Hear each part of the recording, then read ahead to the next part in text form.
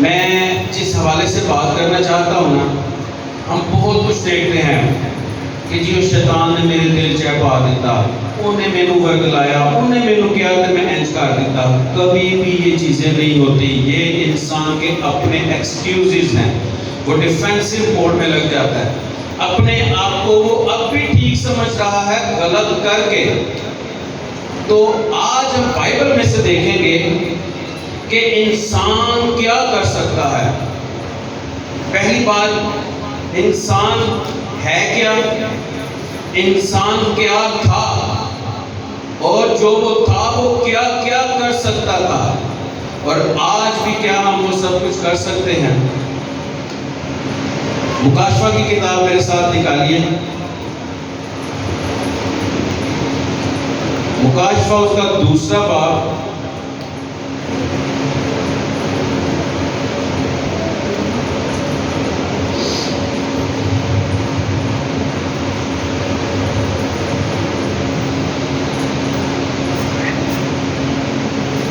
اور اس کی چوتھی آیت پڑھیے گا۔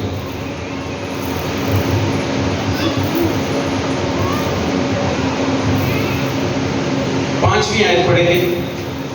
بس خیال کر تو کہاں سے گرا ہے، اور توبہ کر کے پہلے کی طرح کام کر، اور اگر تو توبہ نہ کرے گا تو میں تیرے پاس آ کر تیرے چراغ کام کو اس کی جگہ سے۔ یہاں پہ ایک چیز خدا ہمیں ریمائنڈ کروا رہا ہے، ہمیں یاد دہانی کروا رہا ہے، خیال کر تو کہاں سے گرا ہے۔ اس کا مطلب ہے کہ جہاں سے انسان گرا ہے وہ مقام اس کو یاد کرا رہے ہیں کہ تیرا مقام کیا تھا، کہاں سے تو گر کے کہاں آ گیا ہے۔ اور پھر اس کو کیا کہا جا رہا ہے، کیا کر، توبہ کر۔ اس کا مطلب کہ جس وہ مقام پر تھا کچھ ایسا ہوا کہ وہ نیچے گر گیا، جو کہ اب جو جہاں پر ہے گرا ہوا انسان، یہ اس کی جگہ نہیں ہے۔ نہ انسان اس مقام کے لیے بنایا گیا، نہ انسان کے لیے اس مقام کے لیے کوئی منصوبہ بنایا گیا، اور نہ ہی انسان کی جو فزیک ہے، نہ انسان کی جو فطرت ہے، یہ جو جسم ہے، یہ اس مقام کے لیے بنایا گیا ہے۔ اسے پیش کر کے میں آگے چلوں۔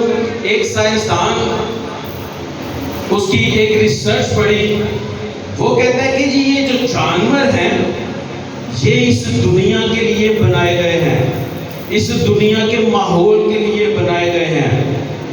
اگر ہم بہت گرمی دیکھیں تو ان جانوروں کے اندر سے ایک ایسا مادہ نکلتا ہے جو ان کی باڈی کو ٹھنڈا کرنا شروع کر دیتا ہے، اور وہ بہت گرمی میں بھی بالکل آرام سے رہتے ہیں۔ سردیاں آئیں تو ان کے جسم سے ہی اسکن میں کچھ ایسے جو چینجز آتی ہیں کہ یہ اپنے جسم کو گرم کر لیتے ہیں، اور برف میں بھی یہ اپنی زندگی گزار رہے ہیں۔ مگر انسان کو ہر موسم کے لیے اپنے جسم کا بندوبست کرنا پڑتا ہے۔ گرمی آئی، پاسٹر صاحب نے پنکھا ادھر کر دیا، ان کو پتہ ہے کہ ادھر کیا کام ہوتا ہے۔ سردیاں آئیں، ہمیں گرم کپڑوں کی ضرورت پڑتی ہے۔ بہت گرمی میں ہماری سکن الرجی ہو سکتی ہے، سکن کی بہت سی بیماریاں ہو سکتی ہیں۔ پمپلز جانوروں کو نہیں ہوتے، انسان کو ہوتے ہیں۔ اس سائنسدان کی یہ ریسرچ ہے جو کنفرم ریسرچ ہے، کیونکہ جب کسی بھی سائنسدان کی کوئی ریسرچ پبلش ہوتی ہے تو وہ صرف اس کی نہیں رہتی، وہ پہلے مختلف اداروں میں جاتی ہے جہاں سے اس کو کنفرم کیا جاتا ہے اور پھر اس کو پبلش کیا جاتا ہے۔ یعنی کہ اس سائنسدان کے مطابق انسان اس دنیا کے لیے، اس ماحول کے لیے بنا ہی نہیں ہے، تو پھر کس ماحول میں یہ تھا؟ آئیں میرے ساتھ، یہ بات ہم نے ذہن میں رکھی ہے کہ ہم گرے ہوئے ہیں، ہم جس مقام پر زندگی گزار رہے ہیں یہ ہمارا مقام نہیں ہے، اور بائبل اس بات پر مہر کرتی ہے کہ ہم اس دنیا میں کیا ہیں؟ مسافر ہیں۔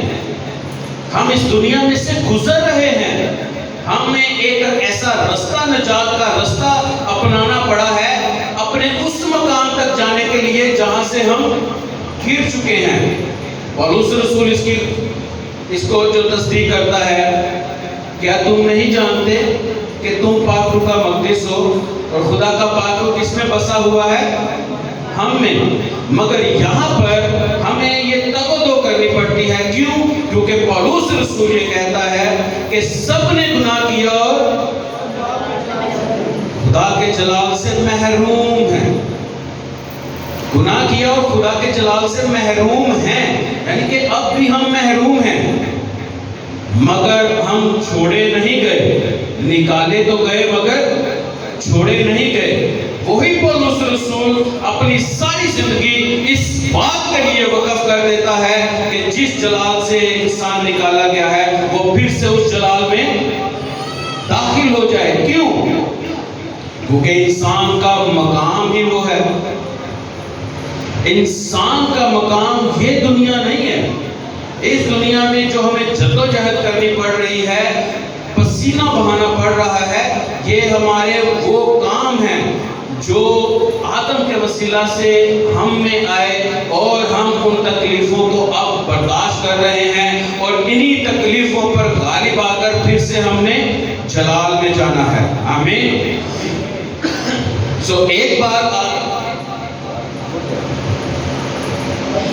ایک بات آپ ذہنوں میں بٹھا لیں آج جب تک ہم یہاں پر بیٹھے ہیں اس کلام کے دوران میں، کہ ہم آج اپنی پوزیشن کو جان کر اس کو ریسٹور کریں گے. ہم نے اپنی پوزیشن پر بحال ہونا ہے. پہلی بات، انسان کسی بھی تخلیق سے بڑھ کر ہے. جس طرح خدا نے انسان کو بنایا اور جو انسان کے اندر رکھا وہ کہیں پر بھی نہیں ہے، یہ سب سے مختلف ہے. دوسری بات، خدا انسان کے ساتھ ٹھنڈے وقت میں باتیں کرتا تھا جبکہ وہاں پر جانور بھی تھے، وہ بھی تو اس کی تخلیق تھے. اس کا مطلب ہے کہ انسان جو تخلیق کیا گیا ہے، جو بنایا گیا ہے، اس کے لیے خدا کا دوسری اپنی ساری مخلوقات سے علیحدہ ایک مقصد ہے. وہ مقصد ہماری زندگی میں ہے. آج اگر آپ اس دنیا میں ہیں، جو یہ بچہ پیدا ہوگا، پولوس نام رکھا ہے نا، جو پولوس پیدا ہوگا اس کے لیے دنیا میں آنا ماں باپ کو خوش کرنا نہیں ہے، صرف اس کے لیے دنیا میں آنے کے لیے خدا نے اس کی زندگی میں اپنا مقصد جوڑا ہوا ہے. اس لیے وہ اس دنیا میں آ رہا ہے، کیونکہ خدا اس دنیا پر جو بھی آتا ہے اس کو ریسٹور کرتا ہے. اس کی زندگی کے لیے اس کے مقاصد ہیں. اور ہم دیکھتے ہیں مکاشفہ کی کتاب میں، جیسے ہم نے پڑھا، انسان اپنے مقام سے گرا ہے، اب اس کو توبہ کی ضرورت ہے. مقام دیکھتے ہیں کیا ہے اور انسان ایکچولی میں ہے کیا. پیدائش کی کتاب میں اگر ہم دیکھیں تو پیدائش کی کتاب میں جو انسان کی تخلیق کے بارے میں لکھا ہے، ساری چیزیں خدا نے تخلیق کی، ریسٹور کی، مگر انسان کے لیے ایک منصوبہ بنایا گیا. اور منصوبہ کیا تھا؟ آؤ ہم انسان کو اپنی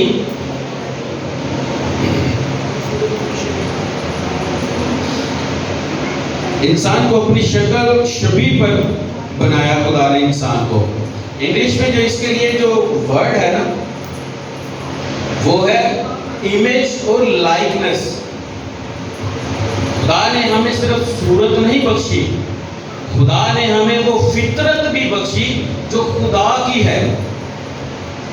انسان کی زندگی میں عدن کو اگر ہم عدن کے آدم کو دیکھیں، آدم وہ انسان جس کی آج ہم سب اولاد ہیں. ہم بھی انسان اس میں اور ہم میں اگر فرق دیکھیں، یا اس آدم میں اور عدن سے نکالے گئے آدم میں فرق دیکھیں، تو بڑا واضح ہمیں فرق ملتا ہے جو ہم نے مکاشفہ میں آیت پڑھی ہے کہ خیال کر کہ تو کہاں سے گرا ہے.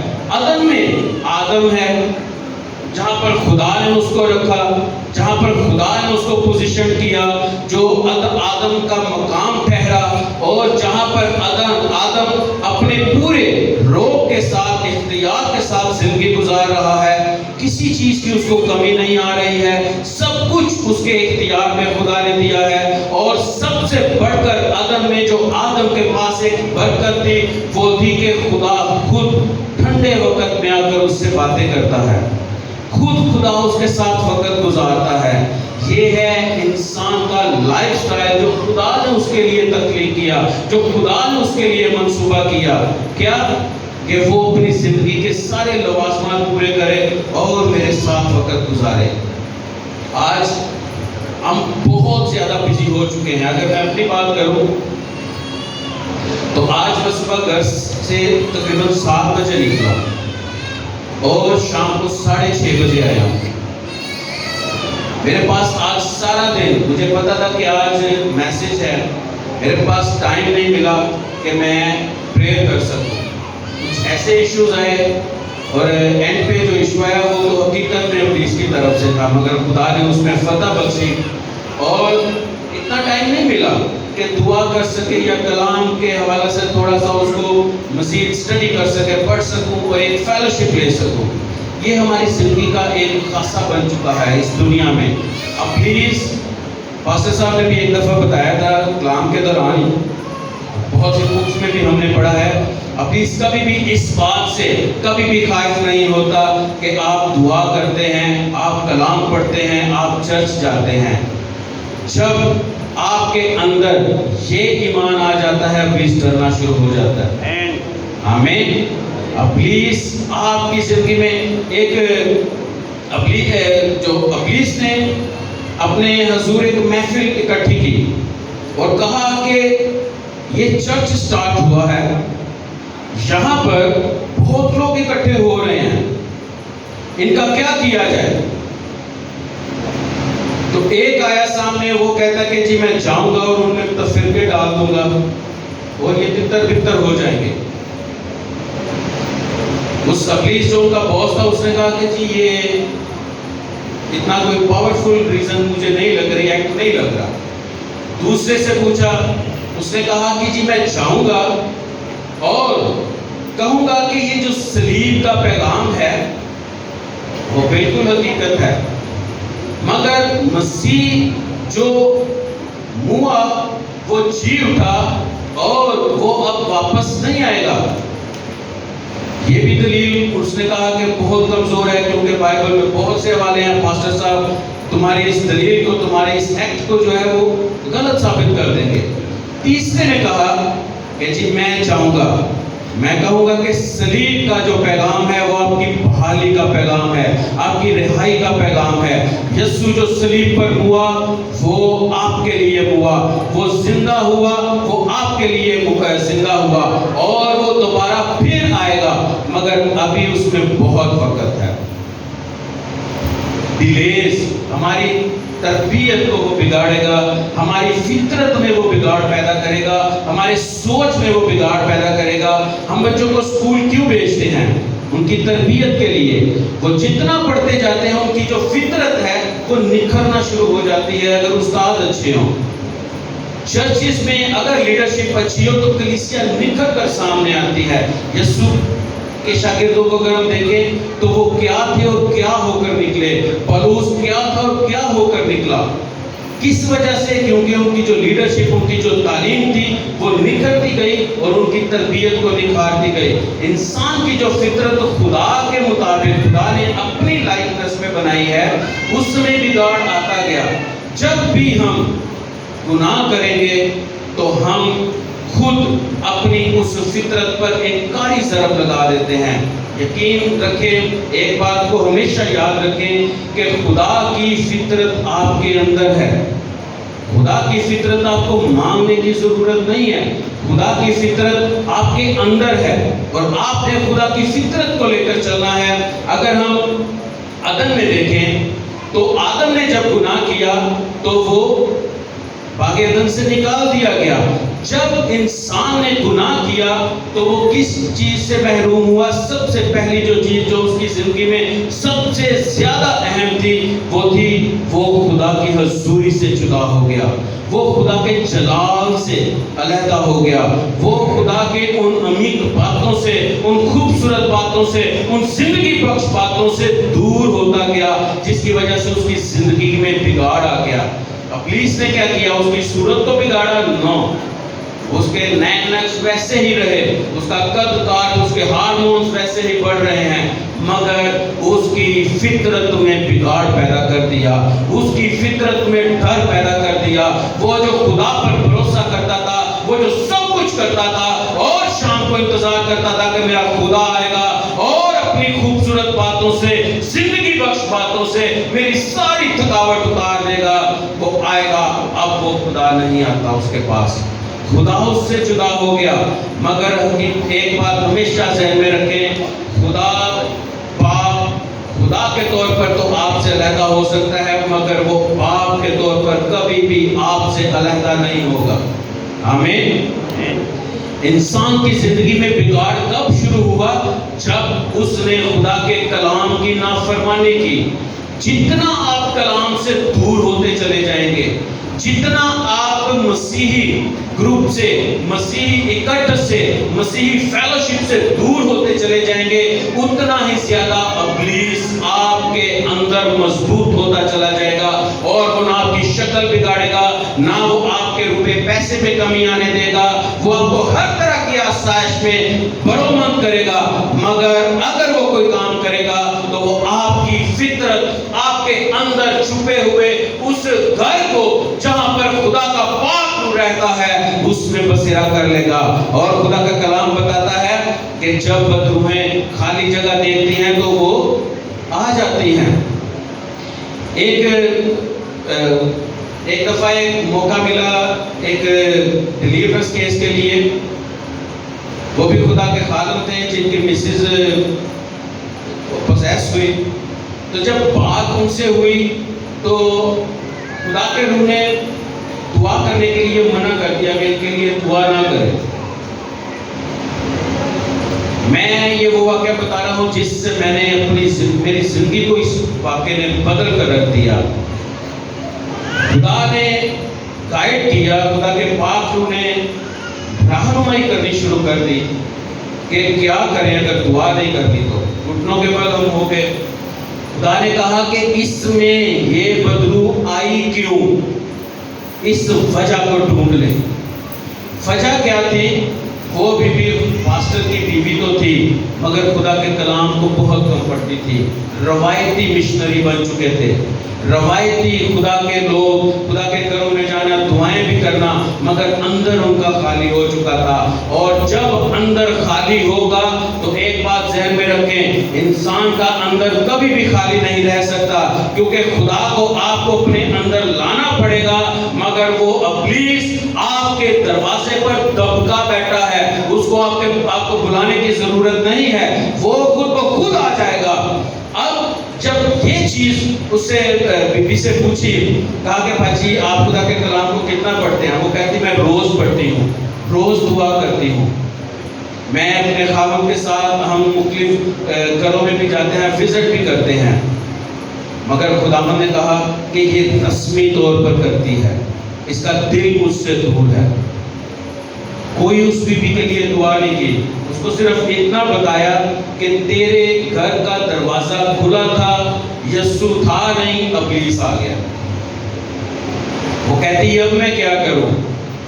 خدا کے پاک روح نے الفاظ دیے، اس کو بولا یہ گھر تیرا ہے، یہ خدا سے منسوب ہے، جو اس میں گھس چکا ہے وہ تجھ سے طاقتور نہیں ہے، اس کو نکال باہر کر۔ وہ گھٹنوں کے بل ہو گئی اور رونا شروع ہو گئی، اس کا جسم کانپنا شروع ہو گیا اور وہ دعا کرنا شروع ہو گئی۔ اس کے بعد کبھی ایسی ہمیں آواز نہیں آئی، ایسا کبھی ہم نے نہیں سنا کہ وہ اس بہن کی زندگی میں پھر سے کوئی ایسا کیس ہوا ہو یا کسی چیز نے اس پر قابض کیا ہو۔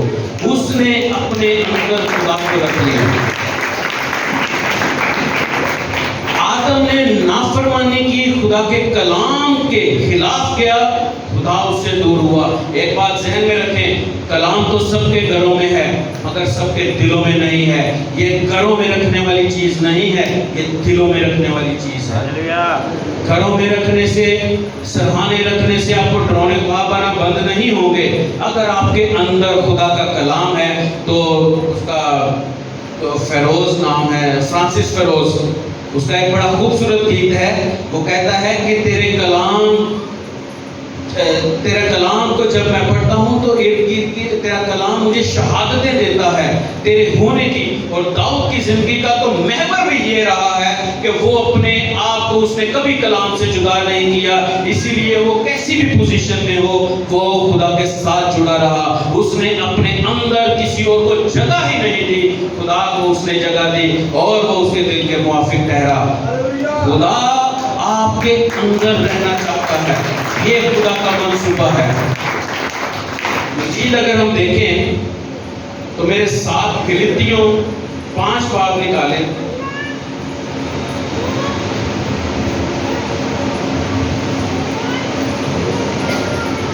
گلتیوں 5 باب اور اس کی 19 آیت. سوری میری اینک میں لانا یاد نہیں رہا. گلتیوں 5 باب اور اس کی 19 آیت.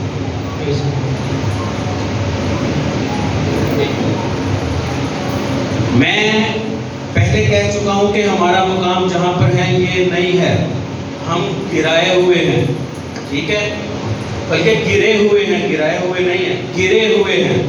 اور ہم نے پھر اپنی اس پوزیشن پر جانا ہے, اس جلال میں داخل ہونا ہے جس سے ہم محروم ہیں. اور جلال کا پتہ کیا مطلب ہے؟ جہاں پر اگر خدا کے جلال کی بات ہے تو جہاں پر خدا کا رعب ہے, جہاں پر خدا کی حکومت ہے, جہاں پر خدا کو سب کچھ مانا جاتا ہے, جہاں پر خدا کا اختیار ہے اور جہاں پر خدا کا یہ سب کچھ ہے, وہاں پر خدا کا جلال ہے. اور اسی چیز کو جلال کہتے ہیں. یہی چیز وہ آپ کی زندگیوں پر چاہتا ہے. آدم میں آدم کی زندگی پر خدا کا جلال تھا, خدا کی حضوری تھی. آج نہیں ہے. کیوں؟ کیونکہ آج مکاشفہ میں ہم نے پڑھا ہے کہ ہمیں توبہ کی ضرورت ہے. اور دوسری بات, ابلیس نے ہماری شکلوں کو تو نہیں بگاڑا مگر ہمارے اندر کی صورت کو اس نے بگاڑ دیا ہے. ہمارے اندر جو خدا کی فطرت تھی اس کو اس نے بگاڑ دیا ہے. میرے ساتھ 22 آیت میں اگر ہم پڑھیں گلتیوں کی 22 آیت میں تو یہاں پر روح کے پھلوں کا ذکر ہے. روح کے کتنے پھل ہیں؟ کتنے؟ آمین. 22 آیت پڑھیے گا ذرا. مگر روح کا پھل. آمین. کس کا پھل؟ روح کا پھل. روح کے پھل نہیں, یہ جمع نہیں ہے, یہ واحد ہے. روح کا پھل, ایک پھل کی بات ہو رہی ہے, پھل 9 ہی ہے. غلط ان چیزوں کو نہ لیجئے گا. مگر خدا کا کلام ترتیب اور تربیت کا کلام ہے, ٹھیک ہے. ہر چیز ایک دوسرے کے ساتھ جڑی ہوئی ہے. ہم اگر کسی بھی ایک چیز کو باہر نکالیں گے تو باقی چیزیں آپ کو دھندلی نظر آنا شروع ہو جائیں گی. روح کا پھل, خدا کی فطرت میں محبت ہے, خدا کی فطرت میں نفرت نہیں ہے. یوحنا بار بار اپنے خطوط میں یہ بات واضح کرتا ہے, خدا کیا ہے؟ خدا, سب بولے اگر سچ ہے تو, خدا محبت ہے اور یہ خدا کی فطرت ہے. خدا محبت سے بھرا ہے, یہ خدا کی فطرت ہے. خدا کے اندر نفرت نہیں ہے, یہ خدا کی فطرت ہے. خدا کے اندر خوشی, اطمینان, سب کچھ ہے کیونکہ یہ خدا کی فطرت ہے. روح کے پھل سر پڑھیے گا ذرا. مگر روح کا پھل محبت, خوشی, اطمینان, تحمل, مہربانی, نیکی, ایمانداری, حلم, پرہیزگاری ہے. ایسے کاموں کی کوئی شریعت مخالف نہیں. آمین. اب یہ جتنی چیزیں ہم نے پڑھی ہیں یہ سب محبت کے بعد کی ہیں. ایسا ہی ہے جی. آپ میں سے کتنے ہیں جن کے پاس تسلی نہیں ہے, اطمینان نہیں ہے, خوشی نہیں ہے؟ یہ سارا کچھ ہے, مگر اگر محبت نہیں ہے تو یہ سارا کچھ فانی ہے. اگر محبت ہے تو یہ سارا کچھ لا فانی ہے. آمین. اس بات کو سمجھیے گا, یہ جتنی چیزیں ہم نے پڑھی ہیں یہ خدا کی فطرت میں ہیں, یہ خدا کی نیچر میں ہیں. اور پیدائش میں کیا لکھا ہے؟ خدا نے انسان کو کس پر بنایا ہے؟ اپنی لائکنس پر. جیسا خدا نظر آتا ہے ویسا ہی ہم نظر آئیں. جو خدا کی فطرت ہے وہی ہم میں فطرت نظر آئے. جو خدا کرتا ہے وہی ہم کریں. یہ خدا باپ کی فطرت ہے جو ہمارے اندر باغ عدن میں انسان کے اندر تھی. آج بھی یہ ہمارے اندر ہے, ہمارے اندر سے کسی نے نہیں نکالی. اگر آپ یہ دعا کرتے ہیں اے خدا باپ آسمان سے روح کے پھل میری زندگی میں نازل کر, تو یہ غلط دعا ہے. کیونکہ خدا کی یہ فطرت ہے. یہ جو پھل ہے روح کے پھل, روح کہاں ہوتا ہے؟ تو روح کے پھل کہاں ہوں گے؟ دلاور کیسا ہے یہ اس کے پھل ہیں. کہتے ہیں, بائبل کہتی ہے کہ درخت اپنے پھلوں سے. میں ایک آپ کو مثال دوں. میرا بیٹا, پہلا بڑا بیٹا چھوٹا سا تھا. میں گھر میں جب روٹی پکتی تھی نا تو اس پہ چھوٹے چھوٹے نشان بن جاتے ہیں جلے ہوئے. میں وہ ایسے وہ ساری بندیاں چنگیر میں رکھتا تو اسے پتہ چلتا کہ دلاور نے کھانا کھایا. اگر وہ نظر نہیں آ رہی تو سمجھو کہ دلاور نے روٹی نہیں کھائی. یہ میری پہچان بن چکا تھا. میرا بیٹا جب وہ روٹی کھانے کے قابل ہوا, چھوٹا ہی تھا, وہ جہاں پر براؤن ہوتا تھا وہاں پر سوراخ ہی کر دیتا. تو میں نے اپنی مسز میں کہا یہ کس طرح روٹی کھا رہا ہے؟ اپنی مسز کو میں نے کہا. اس نے کہا اس کا قصور نہیں, آپ کا قصور ہے. اور واقعی وہ میرا قصور تھا. میں نے اس کو منع نہیں کیا. میں نے دعا کی اپنے لیے, خدا سے معافی مانگی. اپنی اس فطرت کے بگاڑ کو, جو ہم لاڈ پیار جس کو کہتے ہیں, اس کو نفی کیا اپنے اندر سے, اور میرے بیٹے میں سے وہ عادت ختم ہونا شروع ہو گئی. سو فطرت آپ کی نسل میں جاتی ہے. اسی لیے فطرت کا بگاڑ ابلیس کے لیے انتہائی ضروری تھا. کیونکہ آپ کی شکل آپ کے بیٹے جیسی ہو نہ ہو, آپ کا بیٹا شکل و صورت میں آپ جیسا ہو نہ ہو, آپ کی فطرت اس میں لازمی جاتی ہے. کیونکہ یہ بائبل کہتی ہے اور یہ سائنس کہتی ہے. ابلیس نے آدم کی شکل کو تو نہیں بگاڑا, مگر اس کے سکون کو, اس کی فطرت کو, اس کی تسلی کو, اس کے اطمینان کو, اس کی ساری جو اختیار تھا اس کو اس نے بگاڑ کر رکھ دیا. اور نوح کے وقت میں جب خدا انسان پر نظر کرتا ہے تو وہاں پر لکھا ہے کہ انسان نے اپنا طریقہ بگاڑ لیا ہے. میں اگر گالیاں دینے والا ہوں تو میں کیسا ماحول بناؤں گا؟ گالا کٹنے والا. اور اگر میں یشوا کی طرح اب رہی میری اور میرے گھرانے کی بات, تو ہم کیا کریں گے؟ خداوند کی پرستش کریں گے. اگر ایسا ماحول ہوگا تو پھر کیسا معاشرہ بنے گا؟ پھر ویسا معاشرہ ہوگا. لکھا ہے جب تک یشوا زندہ رہا یا اس کے دور کے وہ لوگ زندہ رہے, بنی اسرائیل خدا سے دور نہیں ہوئے. مگر جو ہی خدا کا کلام لوگوں کے اندر سے دور ہوا, ابلیس نے ان کو گھیر لیا. خدا ان سے دور ہو گیا. خدا دور نہیں ہوتا. خدا آج بھی عدن میں ہے.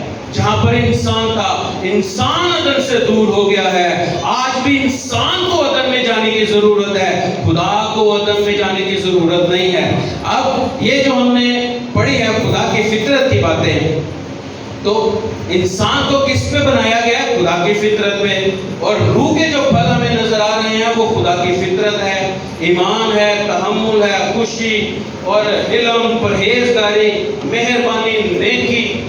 اگر محبت نہیں ہے تو یاد رکھیں آپ کی خوشی وقتی ہے. آپ کا ایمان ہوا میں اڑ جائے گا. تحمل جتنا مرضی کر لیں, آپ کی زندگی میں غصہ آئے گا. اب یہ تو ہوگی خدا کی جو فطرت ہے, جو خدا کا کلام ہمیں بتاتا ہے, جو ہم میں موجود ہے. ہمیں اس کے لیے دعا کرنے کی ضرورت نہیں ہے, توبہ کرنے کی ضرورت ہے. کن باتوں سے توبہ کرنے کی ضرورت ہے؟ ابلیس نے کیا کیا کہ ہمارے اس خدا کی لائکنس, خدا کی فطرت جیسی فطرت جو اس نے ہمارے अंदर रखी है उसको बिगाड़ कर रख दिया है। वो कौन से कड़वे बीज हैं जो उसने हमारी फितरत में बो दिए हैं। आज भी जैसे मैंने पहले कहा, खुदा ने जब उस रहनुमाई की तो उस बहन के लिए कहा गया ये घर तेरा है, तू इसकी मुख्तार है, निकाल बाहर कर क्योंकि तू इससे ताकतवर है। आज आप ताकतवर हैं। आज आप दाऊद की तरह कद में तो छोटे हो सकते हैं मगर जाते जूलियत से भी बड़ा आपका ईमान आपको जाते जूलियत पर गालिबानी की करते हैं। अब आखिरी बात करूंगा, वो कौन से कड़वे बीज हैं जिनको आज हमें अपनी जिंदगी से निकालने की जरूरत है। छोटे छोटे हैं, हम कर सकते हैं अपनी आम जिंदगी में ये सारे काम, मगर ये इंतहाई खतरनाक बातें हैं। भाई पढ़िएगा जरा 19 आयत से। इसे पेश करके भाई बड़े अपने दिलों पर हाथ रख लें, अपनी आंखें बंद कर लें और गौर से सुनिएगा। जो जो ये पढ़ रहे हैं आपकी जिंदगी में वो बीज हैं कि नहीं। अगर हैं तो इसे पेश करके आप इस चर्च से बाहर जाएं, वो बीज यहीं पर छोड़ के जाइएगा, हम उनसे निपट लेंगे। ठीक है जी, अपनी आंखें बंद कीजिएगा, गौर से सुनिएगा, स्लोली पढ़िएगा सर। अब जिस्म के काम तो जाहिर है, ये जिस्म के काम हैं, रूह के फल नहीं है। रूह के फल खुदा की फितरत है, मगर जिस्म के काम जो इंसान इब्लीस ने हमारे अंदर पैदा कर दिए हैं वो हमारी फितरत को बिगाड़ कर रख चुके हैं। जी सर। यानी हरामकारी, नापाकी, शहवत परस्ती, बुत परस्ती। और ये जो बुत परस्ती है ये सिर्फ यही नहीं है कि अपने बुतों के सामने किसी बुत के सामने सिजदा करना। अगर आप पैसे के पीछे दौड़ रहे हैं और खुदा पीछे रह गया है तो पैसा आपका बुत है। अगर आप अपने बच्चों की तरफ, अपने वालिदैन की तरफ, अपने रिश्ते नातों की तरफ बहुत बढ़ चुके हैं और खुदा पीछे रह गया है तो आपकी औलाद आपका बुत बन सकते हैं। जहां पर खुदा पीछे वहां पर आप बुत परस्त हो गए। ठीक है जी, जहां पर खुदा पीछे आप वहां पर बुत परस्त। आगे जी। जादूगरी, अदावतें, झगड़ा, हसद, गुस्सा, तिफरके, जुदाइयाँ, बिदतें, बुग़्ज़, नशाबाजी, नाच गम और इनकी मानी। इनकी बाबत तुम्हें पहले से कहे देता हूँ, जैसा कि पेशतर जता चुका हूँ कि ऐसे काम करने वाले खुदा की बादशाही के वारिस ना होंगे। आमीन। सो इन बीजों को आपने अपने अंदर ढूंढना है और ये मैं यकीन से कहता हूँ कि ये हैं, कहीं ना कहीं हैं। गुस्सा है, जुदाइयाँ हैं, तफरके हैं, बुग़्ज़ है, कहीं ना कहीं है जिसकी वजह से हमारे घर बिगड़ चुके हैं। अगर आप अपना भला चाहते हैं और सबसे बढ़कर अपने बच्चों का भला चाहते हैं तो अपनी फितरत को संवार लें, आपके बच्चों की फितरत संवर जाएगी और जो आने वाली पुश्त है वो खुदा के नाम को मुबारक कहने वाले होंगे। आमीन। मेरा दादा जादूगर था, मेरे बाप ने तौबा की और हम यहाँ पर मनाती कर रहे हैं।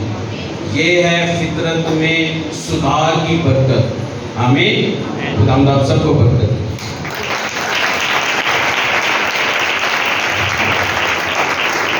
Hallelujah.